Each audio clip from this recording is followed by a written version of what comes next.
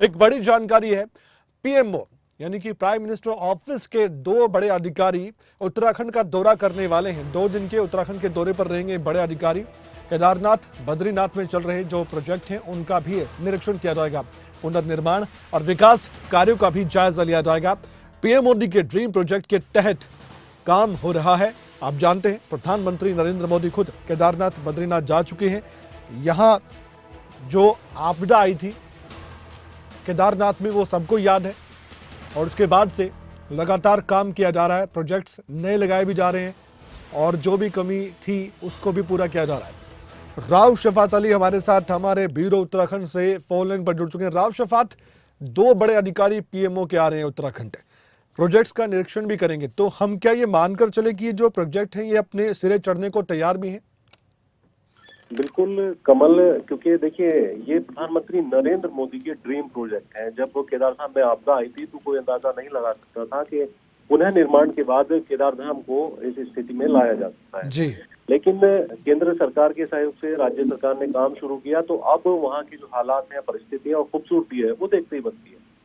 बहुत लंबे समय से काम चल रहा है, अलग अलग तरीके से कुछ वॉल बनाई गई है, यानी भविष्य में अगर कभी पीछे से पानी आ जाता है, ऊपर से चोराबाड़ी जो एक पानी आया था उससे मलबा आया था तो वो नहीं आ सकता है। 3 वॉल भी बनाई गई है उसके पीछे की तरफ। मंदिर पूरी तरह से सुरक्षित रहेगा। लेकिन बहुत सारे निर्माण कार्य ऐसे हैं अभी जिन पर अभी काम चल रहा है, क्योंकि बरसात की वजह से, सर्दी की वजह से या फिर बर्फबारी की वजह से काम बाधित हो जाते हैं। तो उसको देखने के लिए ही, क्योंकि बद्रीनाथ और केदारनाथ धाम में ये दोनों प्रोजेक्ट चल रहे हैं, तो पीएमओ ऑफिस से 2 जो बड़े अधिकारी हैं वो सर्वे करेंगे, दौरा करेंगे, 2 दिवसीय दौरा करेंगे। जी, धन्यवाद, आपने जानकारी दी इस खबर पर। राव शफात अली, आप हमारे साथ बने रहिए, फिर से आपसे बातचीत भी होगी। एक और खबर है, केदारनाथ के लिए फिर से शुरू किए गए हैं नए पंजीकरण। जी हां, अब रजिस्ट्रेशन फिर से शुरू किए गए हैं। कोई भी यहां पर रजिस्ट्रेशन करवा सकता है। नए पंजीकरण पर अब पर्यटन विभाग और साथ ही प्रशासन ने भी जो रोक लगाई थी वो हटा दी गई है। ऑनलाइन ऑफलाइन दोनों तरह से अप्लाई कर सकते हैं। हर दिन 25,000 से ज्यादा रजिस्ट्रेशन भी हो रहे हैं। ज्यादा जानकारी के लिए राव शफात अली जुड़े हुए हमारे साथ। राव शफात अली, ये बड़ी जानकारी है श्रद्धालुओं के लिए भी, विस्तार से बताइए इसके बारे में। देखिए अस्थायी तौर पर रोक लगाई जाती है क्योंकि सुविधा के चलते ही दर्शन कर पाए और असुविधा ना हो इसके लिए। तो ऑफलाइन और ऑनलाइन दोनों पर रोक लगाई गई थी अस्थायी, लेकिन अब इसको हटा दिया गया है। अब जो रजिस्ट्रेशन है श्रद्धालु वो करा सकते हैं, चारधाम की यात्रा भी कर सकते हैं और बड़ी संख्या में जो चारधाम की यात्रा करने वाले श्रद्धालु हैं उनकी संख्या भी बढ़ती जा रही है। अभी करीब करीब 30 लाख जो श्रद्धालु हैं वो दर्शन कर चुके हैं। 30 लाख श्रद्धालु दर्शन कर चुके हैं। एक बार जो हमें दर्शक देख पा रहे हैं जो केदारनाथ जाना चाहते हैं, बद्रीनाथ जाना चाहते हैं, अब थोड़ा सा बताएंगे कैसे और रजिस्ट्रेशन करवा सकते हैं, कैसे आसानी हो सकती है? ऑनलाइन 75% ऑनलाइन बुकिंग होती है, उसके बाद ही 25% ऑफलाइन होती है।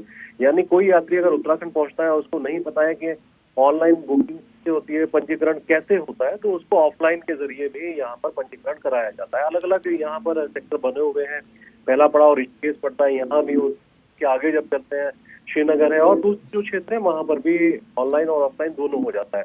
लेकिन कुछ यात्री ऐसे होते हैं जो अवेयर नहीं है, जिनको नहीं पता कि ऑनलाइन रजिस्ट्रेशन कैसे होता है, पंजीकरण कैसे होता है, तो उनके लिए ऑफलाइन की सुविधा भी है।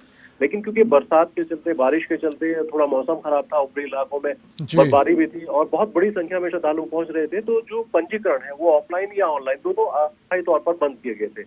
लेकिन अब दोनों के दोनों रजिस्ट्रेशन अब खोल दिए गए हैं। जो यात्री हैं वो अपना रजिस्ट्रेशन ऑनलाइन भी करा रहे हैं और ऑफलाइन भी करा रहे हैं। एक अंतिम सवाल है राव शफात, क्योंकि सरकार भी काफी गंभीर रहती है और पुलिस भी श्रद्धालुओं का पूरा ख्याल रखती है, कानून व्यवस्था का भी जिम्मा बड़ा होता है, लेकिन फिर भी जिन श्रद्धालुओं की हम बात कर रहे हैं उनको कोई दिक्कत परेशानी ना आए, क्या सरकार ने ये भी सुनिश्चित फिर से कर दिया कि हेल्प डेस्क भी अलग से बनाए जाएं? बुजुर्ग भी आते हैं, दूसरे श्रद्धालु भी आते हैं, उनको दिक्कत परेशानी किसी भी तरह से ना रहे? कमल, देखिए इसके लिए पहले से ही तैयारियां की जा चुकी थी। अलग अलग क्षेत्र में हेल्थ सेक्टर बनाए गए हैं, लेकिन फिर भी अपील की जाती है राज्य सरकार की ओर से, मंदिर समिति की ओर से, कि जो बुजुर्ग हैं वो अपना हेल्थ परीक्षण करा करके आए, यानी स्वास्थ्य परीक्षण करा करके आए।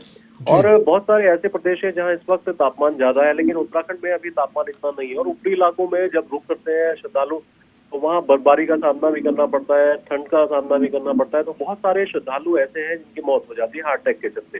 तो इससे पहले ही राज्य सरकार अपील करती रही है, विज्ञापनों के माध्यम से समिति अपील करती रही है कि जो भी श्रद्धालु उत्तराखंड पहुंच रहे हैं वो अपना स्वास्थ्य परीक्षण करा करके पहुंचे। जी, धन्यवाद जानकारी देने के लिए राहुल शेफातली इस खबर पर।